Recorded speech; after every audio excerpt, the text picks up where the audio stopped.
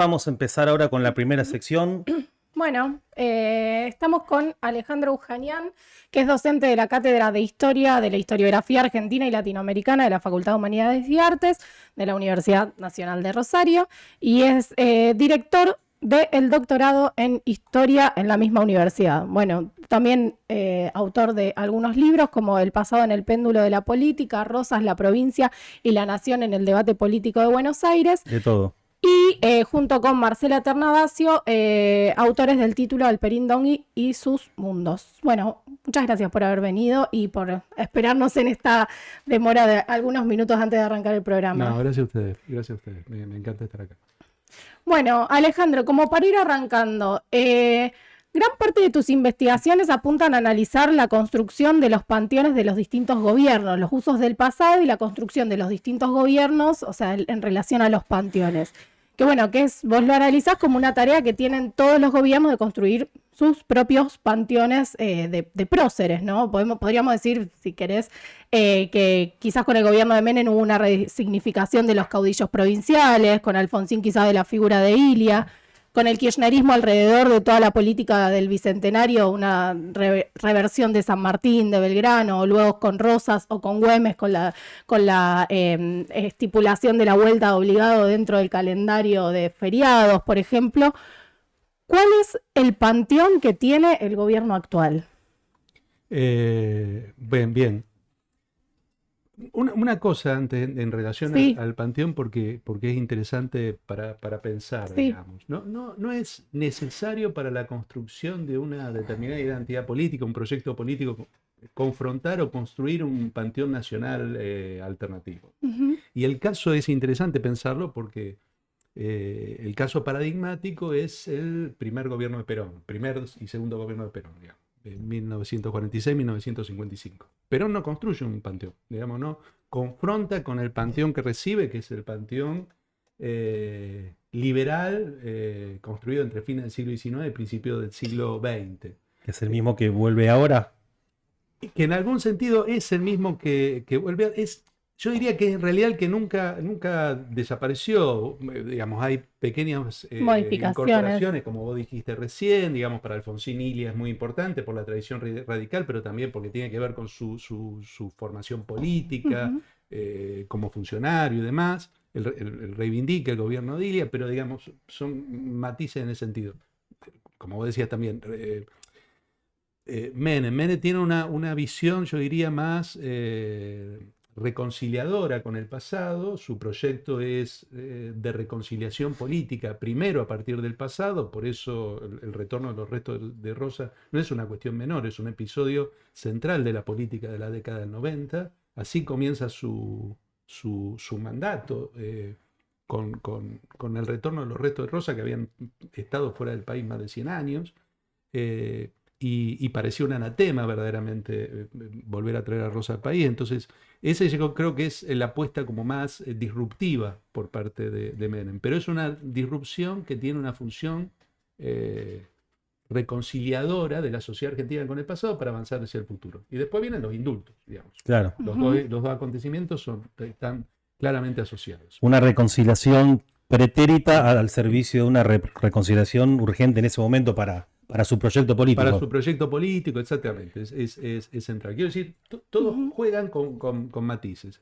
Acá lo que nos encontramos, en el caso del gobierno de Milei de entrada, es, primera apuesta fuerte es el tema del salón de próceres. O sea, primera operación, desarmar el salón de las mujeres. Eso es interesante porque el Salón de las Mujeres no es porque tenía un sesgo ideológico particular, no tenía ningún sesgo ideológico, digamos. Era un salón muy de plural. Mujeres, plural. Tenías personalidades de la tradición liberal, uh-huh, eventualmente Victoria Campo, Juana Zurduy. Antiperonista. Claro. Pero ahí la cuestión era, había que sacar a las mujeres, ¿no? Lo dice claramente cuando se desarma ese salón, dice, bueno, no es necesario que celebrar a las mujeres de este modo, ¿no? Y lo que se repone es el panteón de próceres, pero un panteón de próceres que nadie había cuestionado. O sea, no había estado en cuestión ese panteón. Eventualmente se le hacían algunos agregados, vos decías, ¿no? El caso de los caudillos, ese tipo de cosas, la aparición de Rosa en el Panteón podía estar bien. Ahí, sobre el Panteón liberal clásico, yo creo que el gesto más importante es, por un lado, cerrarlo con Victorino de la Plaza. Digamos, eso es importante, por dos motivos. En primer lugar, porque con la reforma electoral de 1912, que impulsa Roque Sempeña, su sucesor es Victorino de la Plaza, por lo tanto va a ser el último presidente de la Argentina. Sin voto. Claro, exacto, la Argentina de la política notabiliar, del Estado oligárquico. Y a partir de ahí comienza la democracia, digamos, ampliada. Ampliada porque todavía ustedes saben que la ciudadanía era una ciudadanía restringida y demás, Exacto, era sí, una sí. democracia ampliada. Pero lo otro que me parece mucho más importante ahí, que creo que es muy significativo, es que comienza una etapa de incorporación de derechos desde el punto de vista informal y desde el punto de vista informal que comienza durante los gobiernos radicales y que se van a ampliar a partir de ese momento, digamos. Y ahí creo que hay un punto importante en esa Argentina. Cuando se está diciendo son 100 años de decadencia, en parte tiene que ver con con esa democracia ampliada y el tránsito hacia una democracia de masa, pero tiene también que ver con la incorporación de derechos, digamos, para un liberalismo que entiende que el único derecho legítimo, el único derecho natural es el derecho a la propiedad. Todos los demás derechos implican una violación de ese principio básico y eso está asociado precisamente a esos 100 años de decadencia. ¿Te puedo hacer un link para que continúes con eso? Porque si uno mira ya que pusimos el término sobre la mesa, el panteón de la figura de los héroes, los próceres que reivindica con todo este gobierno, él agarra las figuras más tradicionales de Roca, Alberdi y Sarmiento,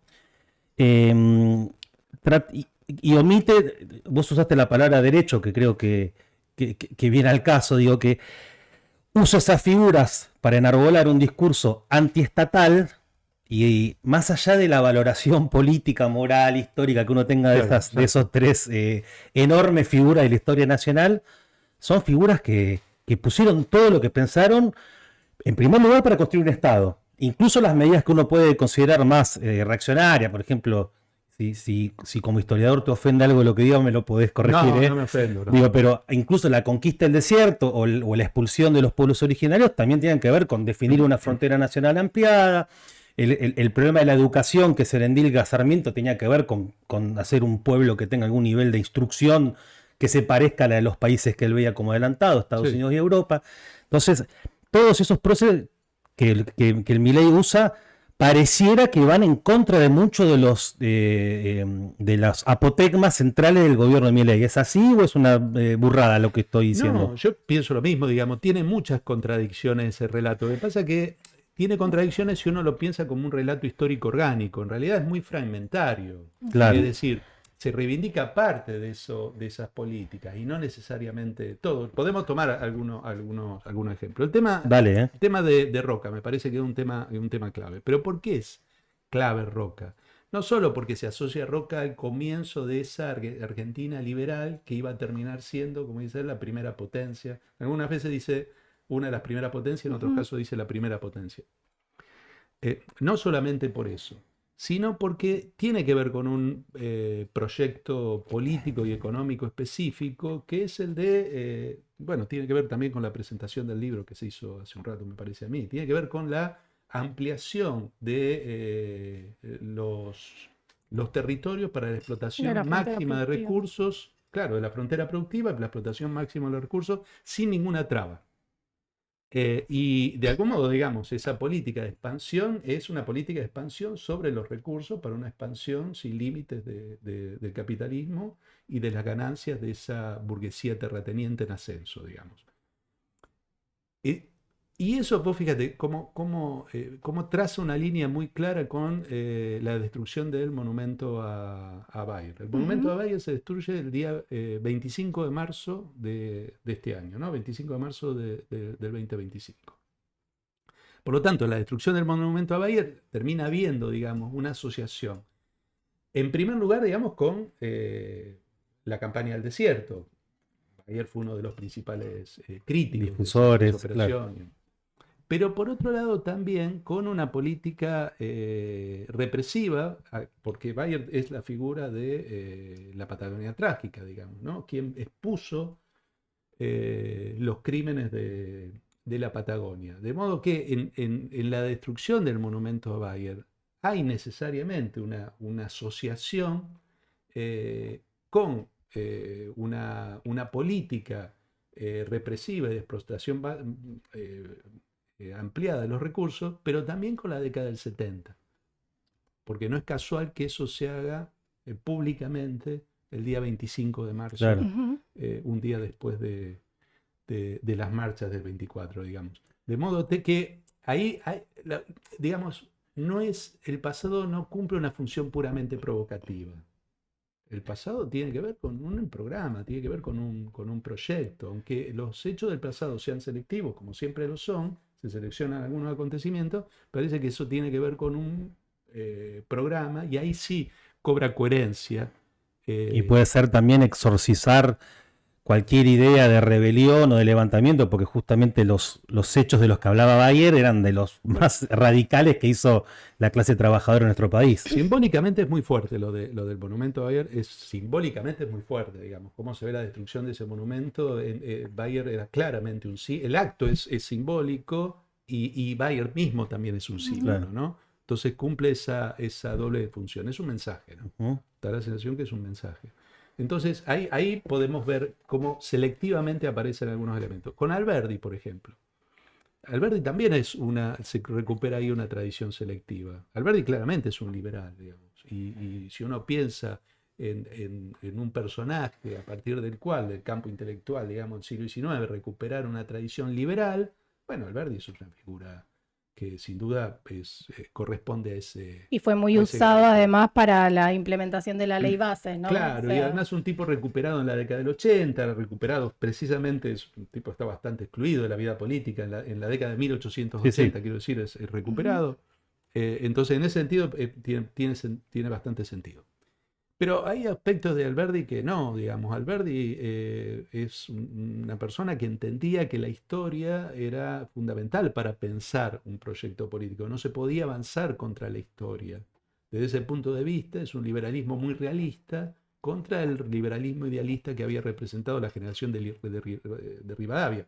Es decir, la legislación, en los fragmentos preliminares del estudio del derecho, por ejemplo, la legislación que corresponde para un país como la Argentina es una legislación que tiene que resultar del estudio de las condiciones sociales y económicas de ese país. O sea, no se puede hacer tabla rasa del pasado. Implementar cualquier cosa tampoco. Y acá se articulan las dos cosas. La idea de que hay selectivamente algunos elementos del pasado que se pueden tomar, pero también está la idea de hacer tabla rasa de ese pasado, porque de ese pasado no hay nada recuperable en la medida que entre Alberdi y en el presente hay 100 años de decadencia, ¿no? Claro. Entonces se juegan los dos elementos, tomar algunos registros de ese pasado, sobre todo del siglo XIX. El Salón de Próceres termina a comienzo del siglo XX, no hay ningún personaje del siglo XX, del siglo XXI, selectivamente algunos personajes de ese pasado y algunos acontecimientos, pero al mismo tiempo romper con ese pasado entendido como un pasado de decadencia. Y sobre esto, ¿no? Hay medio, o por lo menos yo lo veo así como una visión medio nostálgica en función de que hubo, sí, 100 años de decadencia, pero antes, bueno, hubo un proyecto de Argentina grande que dice el gobierno, ¿no? O sea, de una Argentina productiva, grande, etcétera. Los parámetros que usa el gobierno para hablar de esa Argentina grande, que casualmente termina en 1916, ¿no? Esas grandes argentinas, ¿son correctos, no son correctos? ¿Qué análisis se puede hacer en función de eso? ¿O cuál es tu opinión? Agrego que Camila Perochena se refirió esta semana sobre eso. Sí, claro, todo lo que generó, en realidad es algo que se viene hablando desde hace mucho, ¿no? Y Camila, que interviene por un tema específico, que era una celebración. ¿Cuál había sido el acontecimiento? El 9 de julio. Sí, exactamente, el 9 de julio, sí. Entonces, interviene un director de la Casa de Tucumán que desplazó a la directora anterior, que había sido nombrada por concurso, y la desplazan. Y entra esta persona e interviene en el programa en el que estaba hablando Camila y empieza a atacarla de este modo. Entonces, lo primero que habría que decir es eso, y Camila lo dice allí, ¿no? Camila dice, no, Argentina creció y efectivamente es una etapa de crecimiento. De ahí a que sea la primera potencia sería la discusión. Lo primero que habría que decir que habría que ver el significado que se le pone a la palabra potencia, digamos. ¿De qué estoy hablando cuando estoy hablando de potencia? Después, en la última conferencia de Milei anteayer, estos días, en el Jockey Club, ahí parece hacer referencia al PBI. Claro, y sobre todo el PBI per cápita. Per cápita, ¿no? Bueno, manejo de números. Digamos, en muchos aspectos la Argentina crece durante esos años. Digamos, eso es claro que es así. Y hay una expectativa de ser potencia, para usar esa palabra, en términos latinoamericanos. Digamos, la expectativa de la élite intelectual y de la dirigencia política de fin del siglo XIX, comienzo del siglo XX, era que la Argentina debía ser un país líder en Hispanoamérica, sobre todo en Sudamérica. Pero para eso tenía un problema, y era muy consciente que tenía el problema. El problema era Estados Unidos. Por eso esa dirigencia política y esa élite era básicamente anti-norteamericana. En todos los eventos internacionales, los congresos panamericanos, lo que hacía es confrontar con Estados Unidos. Había una disputa que era una disputa económica, y había una disputa que era una disputa geopolítica y diplomática, por lo tanto. Que contradice la época actual, quiero decir, para plantear paralelos, ¿no? Periodo 1880, 1910, 1912, no es un periodo de alineamiento con Estados Unidos, es un periodo de confrontación con Estados Unidos.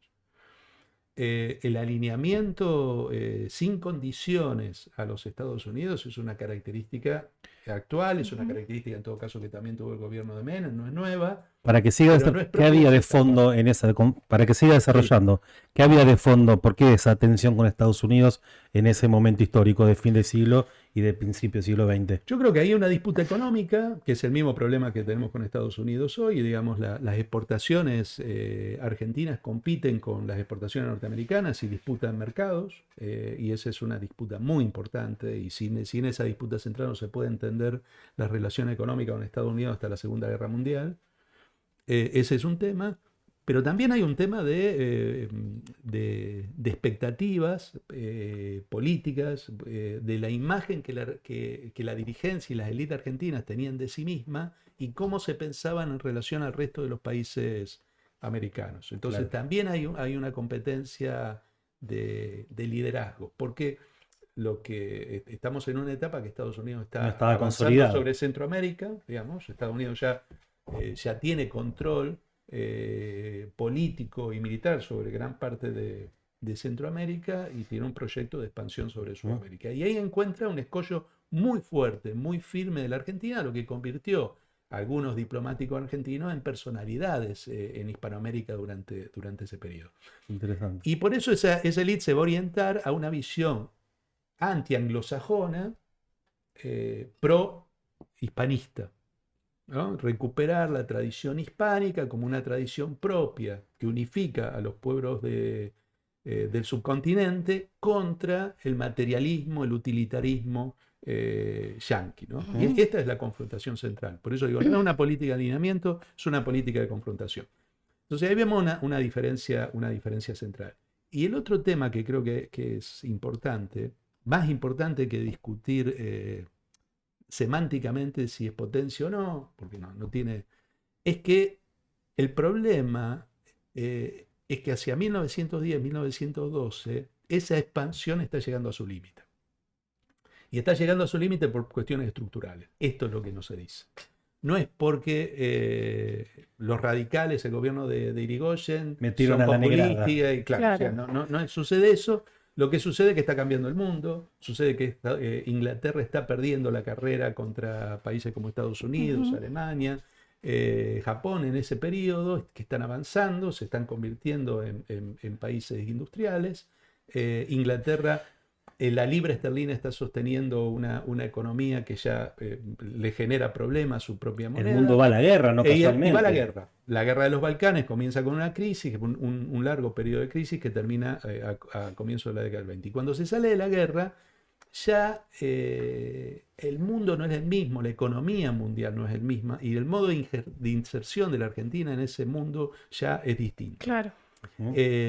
Y a partir de ese momento, la Argentina va a ajustar formas de reincorporarse a un mundo que ha cambiado, pero eso va a ser problemático por muchos motivos, básicamente porque el nuevo liderazgo de Estados Unidos le pone límite al proyecto de las élites argentinas.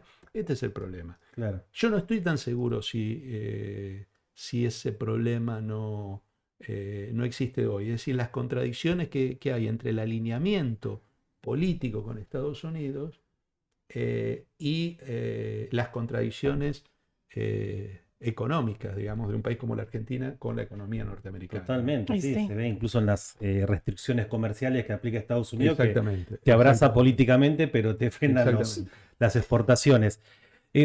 Déjame patearte la pelota a otro terreno de la historia que es la discusión del fascismo, digamos, que hay toda una discusión de qué cuernos es Milei, y dentro de eso, vos lo viste, hay algunos que acuñan la utilización de la palabra fascismo. El otro día, por ejemplo, escuchaba a Feyerstein, que es un genio, que habla, uno de los que introdujo la palabra de genocidio, que fue fundamental para los juicios de lesa humanidad, etc.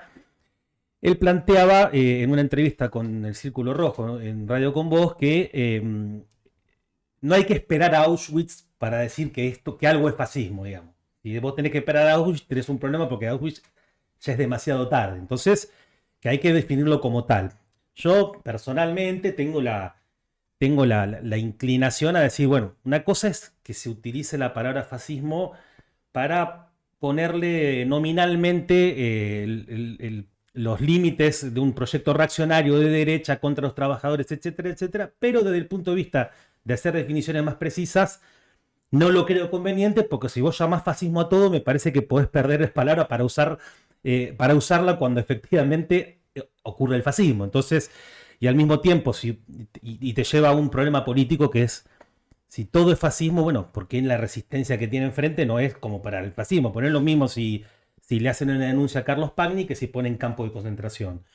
¿Cómo ves vos ese debate? ¿Te parece que es útil, pertinente usar fascismo? ¿Cómo lo definirías? Y sobre todo en función de qué hacemos. Lo último que digo, veía la carta que sacaron como con 1000 intelectuales en marzo de 2024 y ahí hace una definición que me gustó mucho, que era, bueno, este gobierno hay que enfrentarlo, digo, en parte como discusión historiográfica, pero entiendo que también de manera política. ¿Cómo ves vos? ¿Qué es? ¿Te parece útil hablar de fascismo o no? Desarrollar lo que vos quieras. Sí, yo diría que hay varios como niveles ahí, ¿no? Uno es el que menos me interesa, pero hay que referirse a eso, que es la discusión académica, ¿no?, sobre fascismo. Que es una categoría que se refiere a determinado tipo de regímenes que tienen distintas categorías. Y lo interesante es que sobre eso las ciencias sociales no se han puesto de acuerdo, porque aún el fascismo realmente existente, el fascismo italiano o el nazismo, tienen características distintas, muy distintas. Pero tienen además características distintas internamente. Tienen periodizaciones internas. ¿Cuán fascista es el primer fascismo, digamos, ¿no?, en la primera mitad de la década del 20 respecto al fascismo? Bueno, o sea, como toda categoría es problemática, tiene sus discusiones y demás. Algunos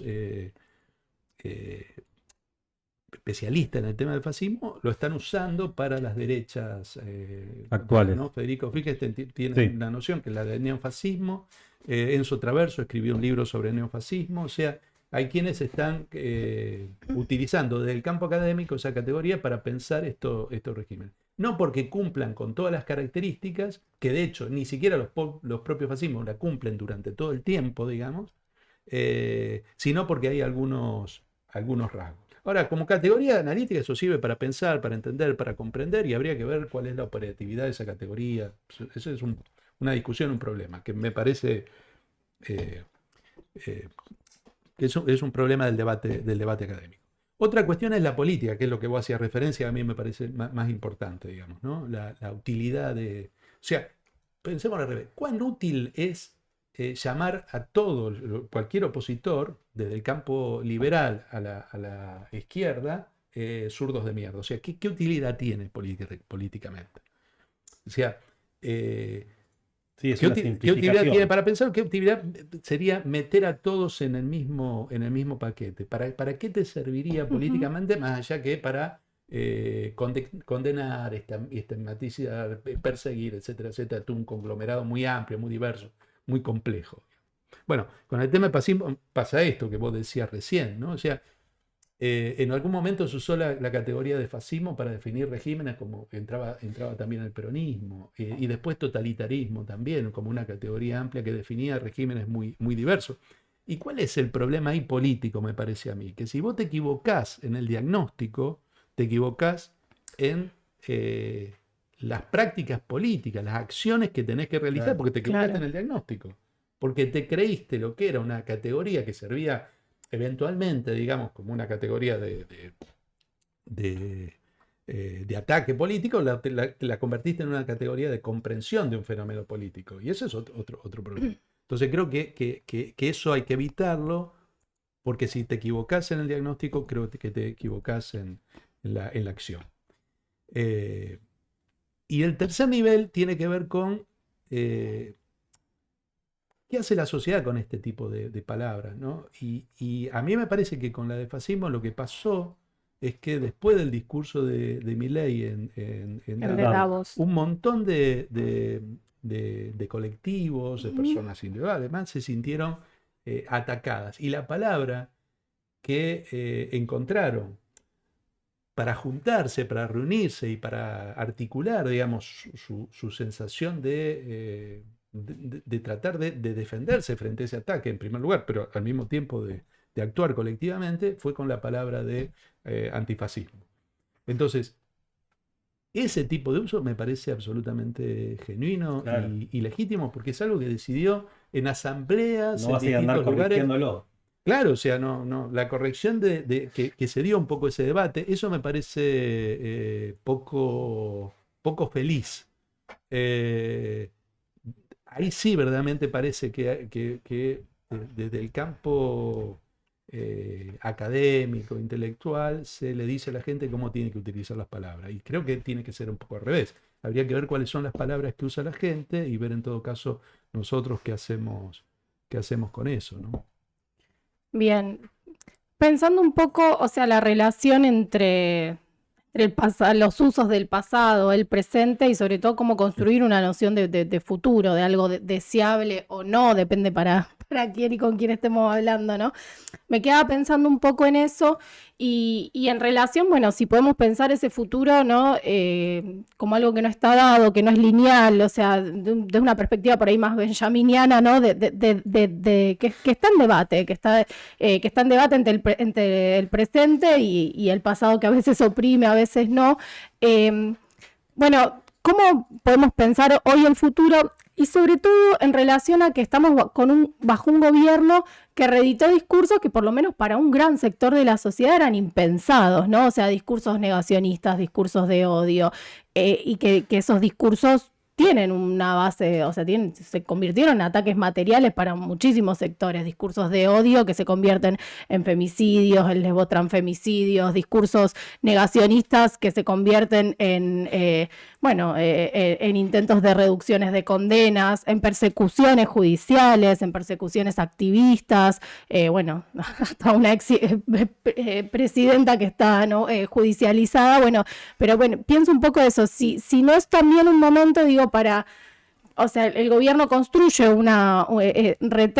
retoma, ¿no? Algunos conceptos, etcétera, y construye una visión también de futuro, pensando un poco, si no en contraposición a eso, no estamos en un momento también de pensar nosotros una construcción de futuro más radical, ¿no? O sea, si no es un buen momento, digo, para polarizar con estas ideas de la derecha, pensar un futuro más radicalizado, que eleve las aspiraciones de vivir en un estado que muchas veces se presenta como decadente para un montón de personas cuando va a un centro de salud y no consigue atención. O sea, digo, pensar si construir una noción de futuro más radicalizado no es también parte de empezar a resistir los ataques, ¿no? Sí, o sea, ahí empecemos o sea, sí, eh, creo que hay que disputar la idea de futuro. Ahora, empecemos con Milei. La conferencia que dan en el Jockey Club hace 2 o 3 días es muy interesante. Es muy interesante. Porque ahí él dice varias cosas, además de llamarle cerdo a los historiadores. Yo creo que es la primera vez en la historia que alguien se ocupa del historiador para decirle cerdo, pero la tiene con eso. Bueno, las palabras son importantes, ¿no? Las palabras son importantes. La palabra cerdo tiene una fuerte connotación de persecución política, ideológica, y parásitos también, que es otra palabra que usó, referido específicamente a Camila Perochena, ¿no? Que tiene parásitos en la cabeza, porque bueno, toda discusión política, toda discusión interpretativa se convierte en gente con parásitos. O sea, está eso. Muy, muy nazi eso de apelación a la enfermedad. O sea, hay palabras que recuerdan, digamos, regímenes como mínimo autoritarios, ¿no? Que buscan estigmatizar cualquier oposición de modo de excluirla, destruirla, eliminarla, marginarla y demás. Ese es un tema. Ahora, es interesante porque frente a sociedades que carecen de expectativas de futuro, proponer un futuro es una apuesta, me parece, política interesante, digamos.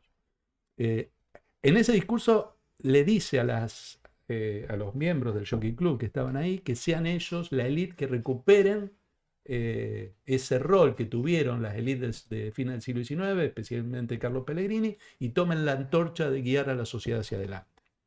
¿Por qué me parece interesante eso? Primero porque, bueno, muestra un proyecto un poco más orgánico, que va adquiriendo cierta organicidad en el discurso. Pero segundo, porque muestra el problema, digamos, y tiene que ver con lo que comentabas recién, digamos. Construir un discurso de futuro no es puro relato. Tiene que estar sentado sobre alguna condición y alguna base material. O sea, podemos disputar el futuro, pero eso tiene que tener algún registro en el plano de lo material. Y aquí me parece que tenemos un serio problema, pero lo tenemos nosotros, lo tiene la derecha más allá del discurso, digamos, ¿no? Cómo verdaderamente ofrecernos a nosotros mismos una posibilidad de futuro que sea resultado de nuestra experiencia, o sea, de lo que efectivamente estamos viviendo. Y ahí me parece que encontramos un límite. Quiero decir, en ese discurso, Milei propone un futuro, una épica, es todo un discurso épico que se construye en función de ese futuro. Ahora, como vos decías recién, claramente las condiciones materiales no parecen estar dadas, ¿no? O sea, cómo en el marco de ese proyecto vas a incorporar a ese futuro a porciones muy amplias de la sociedad que están claramente excluidas, ¿no? Y en un régimen que probablemente amplíe ese carácter de la exclusión, digamos. Ahí hay una contradicción en ese discurso, porque es un futuro sin duda para unos pocos. Hay unos pocos que se pueden sentir incorporados a esa posibilidad de futuro, pero las grandes mayorías no. ¿Es posible, y esta es la pregunta, digamos, más allá de cualquier discurso orientado hacia el futuro, ¿es posible construir una idea de futuro que sobre la base de condiciones materiales, reales, pueda ofrecerle a las mayorías un futuro con mayores expectativas, digamos, un futuro mejor que el actual y, si es posible, mejor y distinto que el actual. Este es el tema, ¿no? Alejandro, ya que estamos en un momento de aprietes a los historiadores, te hago un apriete público. ¿Te comprometés a seguir otro día, que sigamos esta charla que está muy, pero muy interesante? Sí, claro, sí, gracias. Dale. Yo estoy encantado. Y La pasé muy incluso bien. podemos empezar a partir de esas preguntas que dejas abiertas. Te agradecemos mucho que hayas venido, realmente muy, muy interesante la charla. Dale, muchas gracias, Muchas Irina, gracias. Octavio. Y bueno, Gracias a ustedes. Y a hablamos. Federico, que fue Y a Federico. quien Y a Federico. Sí, pero- hizo de vínculo El para director, que sí. sea posible esta entrevista.